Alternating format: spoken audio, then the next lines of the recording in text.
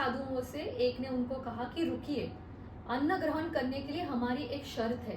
वो शर्त ऐसे है कि आपको पूर्णतः निर्वस्त्र होकर हमें अन्न परोसना पड़ेगा, और अगर आप हमारी ये शर्त नहीं मानते हैं तो हम आपके द्वार से अन्न ग्रहण किए बगैर यहाँ से निकल जाएंगे। शॉक्ड ना, देवी अनुसुईया भी चौंक गई थी। धर्म संकट में आ गई थी वो। क्या करती वो? ना तो कह नहीं सकती क्योंकि ये तो उनके गृहस्थ धर्म के अगेंस्ट था, और हाँ कैसे कहेगी?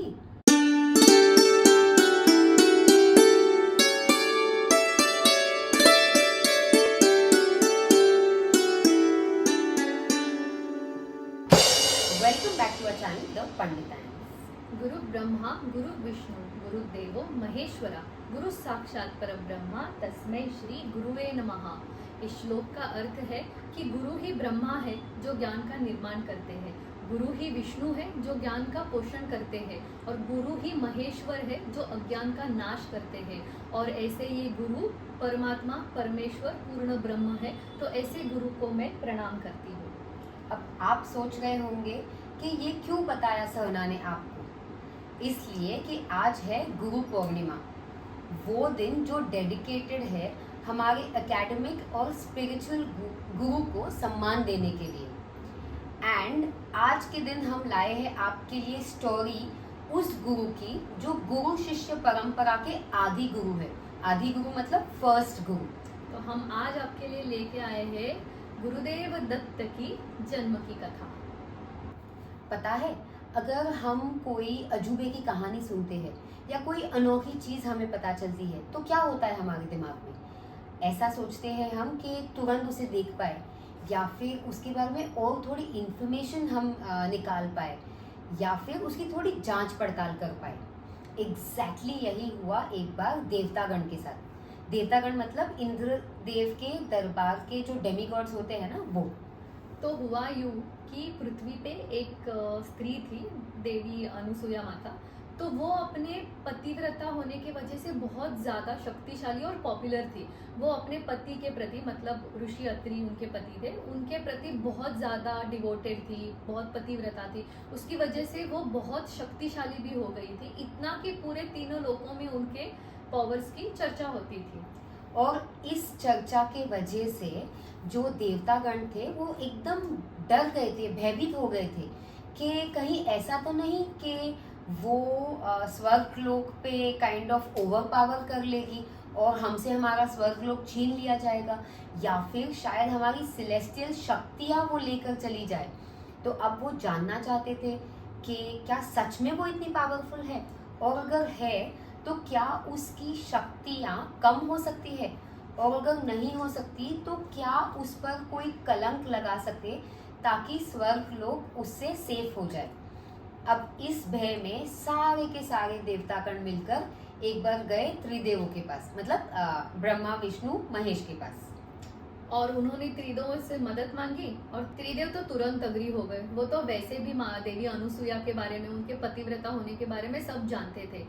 देवी अनुसुईया के पति मतलब हमारे ऋषि अत्रि है, जो बहुत रेवर्ड थे, सप्तऋषि में से एक थे, एंड जो ट्रेडिशनली ऋग्वेद के ऊपर सबसे ज्यादा कंट्रीब्यूशन किया है, उसके लिए उनको सबसे ज्यादा क्रेडिट मिलते आया है। So Tridev were aware of all this things already. ये जो अत्रि मुनि है ना, ये ब्रह्मा के मानस पुत्र थे। अब मानस पुत्र मतलब क्या है? ब्रह्मा के माइंड बॉर्न सन्स। क्यों है ये चीज कि ब्रह्मांड के निर्माण के टाइम पे ब्रह्मा ने ना अपने माइंड से कुछ पुत्रों का निर्माण किया था। क्यों? ताकि वो ज्ञान ला सके। इन पुत्रों को मानस पुत्र कहा जाता है। तो अभी कमिंग टू द स्टोरी, ये जो त्रिदेव है ना, वो साधुओं का रूप लेकर अभी अत्रि मुनि के आश्रम में आए हैं। Let me tell you one thing here कि ये त्रिदेव क्या, ये देवतागण, उनके डाउट्स वगैरह ये सब चीज़ों में मदद करने के लिए यहाँ पे नहीं आए हैं, बिकॉज वो त्रिदेव है, they know everything past present future. तो वो आए हैं क्योंकि उनको आगे होने वाले घटनाओं के बारे में और पॉजिटिव आउटकम के बारे में पता है, which is why they have come here, not to test Anusuya Mata या फिर वो कलंक एंड ऑल, उन सब चीज़ों के लिए वो नहीं आए हैं। और उनका जो टाइमिंग है आश्रम पे आने का, जो उन्होंने सिलेक्ट किया है, वो भी एकदम परफेक्ट वैसा टाइमिंग है। ऐसा टाइम चूज किया जब अत्रि मुनि स्नान और संध्या करने के लिए नदी पर गए हुए थे और देवी अनुसुईया आश्रम में मतलब घर में अकेली थी। तो त्रिदेव पधारे साधुओं के वेश में ऑब्वियसली, और जैसे ही देवी अनुसुईया ने उनको देखा कि वो भिक्षा मांगने आए हैं तो उन्होंने उनको अंदर बुलाया, और फिर अंदर आने के बाद वो जब उन्होंने अपना स्थान ग्रहण किया तो उनके पैर धोए, उनकी पूजा की और बेसिकली उनको प्रे किया। अब स्टोरी को आगे बढ़ाने के पहले कुछ बताना चाहूंगी मैं आपको साधु भिक्षा के प्रथा के बारे में। अब प्रथा ऐसी है कि अगर अपने दरवाजे पर कोई साधु या अवधूत भिक्षा मांगने के लिए आए तो उन्हें भिक्षा दिए बगैर जाने नहीं देना होता है। देखो, वैसे तो हमारे यहाँ पे कोई नॉर्मल गेस्ट भी अगर आता है तो भी हम उसे भूखे पेट कहाँ ही जाने देते हैं। करेक्ट। तो यहाँ पे देवी अनुसुईया को अभी इन 3 साधुओं को भिक्षा देना मतलब अन्न देना अनिवार्य हो गया था, मतलब मैंडेटरी हो गया था। अब ये तीनों साधुओं ने देवी अनुसुईया से क्या कहा कि मतलब बहुत ही इम्पेशेंटली कि हमें भूख लगी हुई है तो हमें तुरंत खाना दे दो, अत्रि मुनि के लौट के आने तक का इंतजार मत करवाओ। करेक्ट। तो यहाँ पे अभी देवी अनुसुईया ने कहा श्योर श्योर व्हाई नॉट, और वो उठ के जाने लगी टू गेट फूड मतलब खाना लाके परोसने के लिए। जैसे ही वो उठने लगी 3 साधुओं से एक ने उनको कहा कि रुकिए, अन्न ग्रहण करने के लिए हमारी एक शर्त है। वो शर्त ऐसे है कि आपको पूर्णतः निर्वस्त्र होके हमें अन्न परोसना पड़ेगा, और अगर आप हमारी ये शर्त नहीं मानते हैं तो हम आपके द्वार से अन्न ग्रहण किए बगैर यहाँ से निकल जाएंगे। शॉक्ड ना, देवी अनुसुईया भी चौंक गई थी, धर्म संकट में आ गई थी। वो क्या करती, वो ना तो कह नहीं सकती क्योंकि ये तो उनके गृहस्थ धर्म के अगेंस्ट था, और हाँ कैसे कहेगी। तो यहाँ पे देवी अनुसुईया तो बहुत इंटेलिजेंट, स्पिरिचुअली स्ट्रांग, तो उन्होंने खुद से ही डिस्कशन करके इस पे विचार विमर्श किया कि I am very spiritually strong, मैं अपने पति के प्रति कंप्लीटली डिवोटेड हूँ, तो अभी मेरी यही शक्ति, मेरी यही भक्ति और मेरी यही पतिव्रता होना, मुझे इस सिचुएशन से भी बिना कोई आँच आए आई विल सेल थ्रू, मतलब इससे मैं बच जाऊंगी, यही सोच के शी सेड ओके, और वो अंदर जाने लगी। अब अंदर जाके उसने अत्रि मुनि का स्मरण किया और अपने अंदर एक बहुत ही स्ट्रॉन्ग मातृभाव जगाकर वो निर्वस्त्र होके बाहर आ गई। और जैसे ही वो बाहर आई वो कंप्लीटली अचंभित हो गई, उनको अपने आंखों पे विश्वास ही नहीं हो रहा था, क्योंकि उनके सामने ये 3 साधुओं का रूपांतर 3 नन्हे शिशुओं में हो गया था, मतलब दूध पीते छोटे छोटे बच्चों में। अब ऐसे सुंदर बालकों को देख के माता अनुसुईया उनके पास गई, उनको गोद में उठाया और उनको दुलार करने लगी।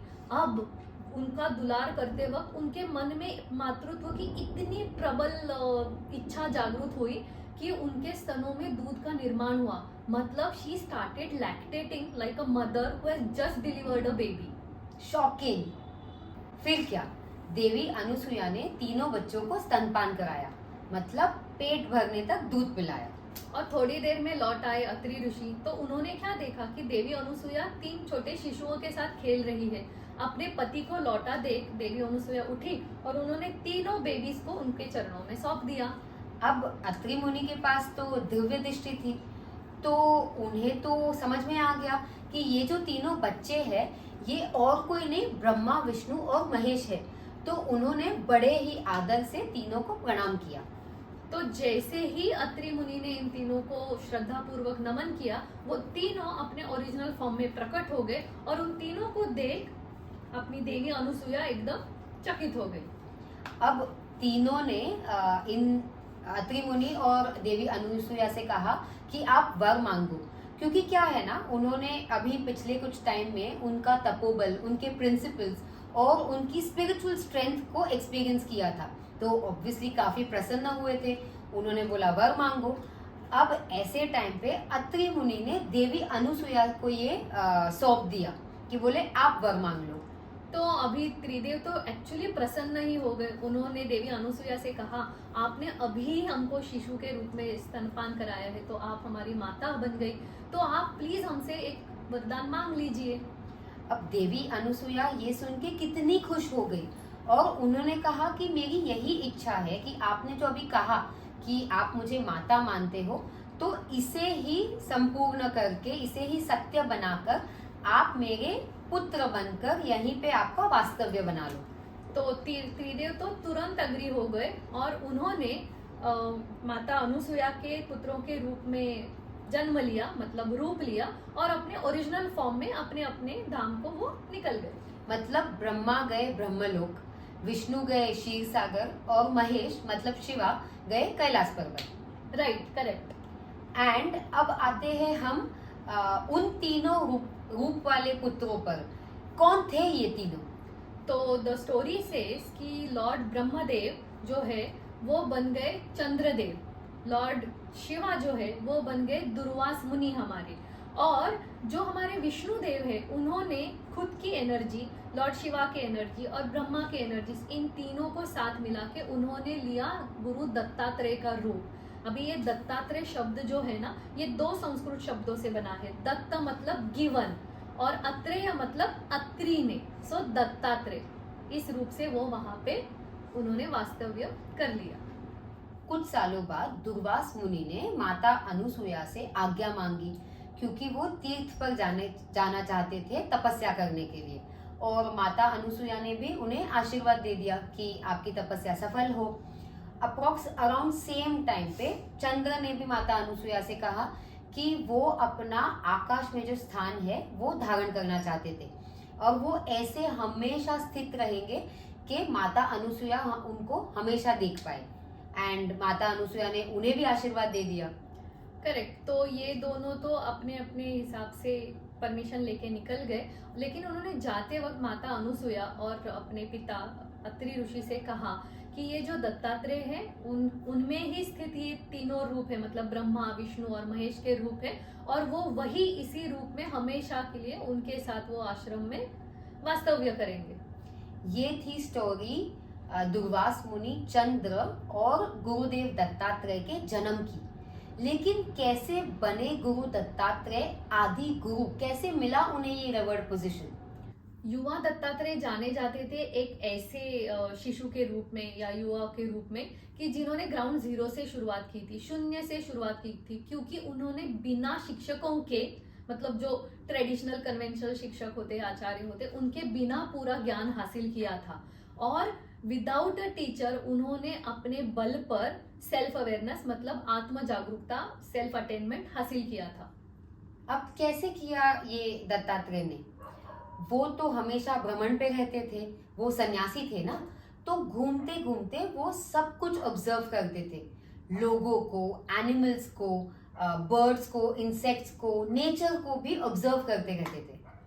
और जहां जहां से जिस जिस व्यक्ति से, जिस जिस चीज से, जिस जिस वस्तु से उनको ज्ञान मिल सके, वहां से वो सीखते थे। Imagine observing everybody and everything and learning, making observations, और उसको खुद पे यूज करके वो सेल्फ अवेयरनेस उन्होंने आत्मसात किया था। और ऐसे उन्होंने 24 लोगों को या चीजों को, ऐसे टोटल मिलाकर के 24 जन कह सकती हूँ मैं, 24 जनों को गुरु माना था। उसमें से एक मैं बताती हूँ आपको, एक है अजगर।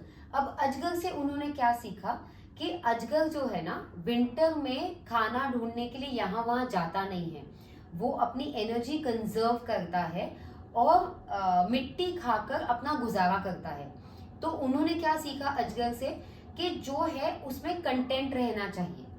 उसके बाद उन्होंने एक छोटे से बालक को भी अपना गुरु माना, क्योंकि बालक कैसे होता है ना, निर्विकार होता है, निरपेक्ष होता है, जेलसी से फ्री होता है, और सबसे इम्पोर्टेंट स्वानंदी होता है। स्वानंदी मतलब एक हैप्पीनेस जो बाहर के सर्कमस्टांसेस और लोगों पे डिपेंडेंट नहीं है। तो उन्होंने दूध पीते शिशु को भी अपना गुरु मान लिया। ये तो शायद हमें भी करने की जरूरत है। देन उन्होंने गुरु माना था मधुमक्खियों को। अब मधुमक्खी क्या करती है, जिंदगी भर हनी बनाते रहती है, और एंड में उसे ले जाता है कोई और, बेसिकली हम। लेकिन यही तो होता है ना इंसानों के साथ भी, हम जिंदगी भर चीजें इकट्ठा करते रहते हैं, और फिर जब हम चले जाते हैं तो हम वो चीजें ले तो जा नहीं पाते, उन्हें एंड में ले जाता है कोई और। करेक्ट। एंड पंचतत्वों को भी उन्होंने अपना गुरु माना था। तो उसमें से एक उनका गुरु था ओशन। ओशन मतलब समुद्र। हैव यू एवर थॉट कि समुद्र कितना परोपकारी है, कितने जीवों को अपने अंदर शरण देता है, प्लांट्स मतलब फ्लोरा फाउना हम जिसको कहते हैं उनको, प्लस पूरा अपना रेन साइकिल भी तो समुद्र पे ही डिपेंडेंट है, समुद्र का बाष्प होना, वाटर वेपर होना, और वो पूरा मानसून साइकिल। तो it keeps on giving, it is so big but it continuously keeps on giving. तो उनको भी उन्होंने अपना गुरु माना था। अब सारे के सारे हम आपको बताते नहीं हैं, तो देख लीजिए ये है वो सारे टीचर्स या गुरु जिन्हें गुरुदेव दत्तात्रेय ने गुरु माना था, है ना एकदम अलग। अब बताओ क्या सीख ली होगी गुरुदेव दत्तात्रेय ने इन सब से। अभी देखो 4 तो हमने यहीं पे डिस्कस कर ले, इसके बजाय जो 20 गुरु हमने मेंशन किए अभी फोटो में, अगर आपको पता है कि उन्होंने उनसे क्या सीख ली थी, या फिर इवन इफ आप गेस कर सकते हो, तो हमें कमेंट सेक्शन में जरूर बताइएगा। हाँ जी, अब लेते हैं आपसे विदा। उससे पहले बताऊंगी जरूर कि हमारे चैनल को प्लीज सब्सक्राइब करो और बेल आइकन को जरूर दबाओ। शुभमस्तु।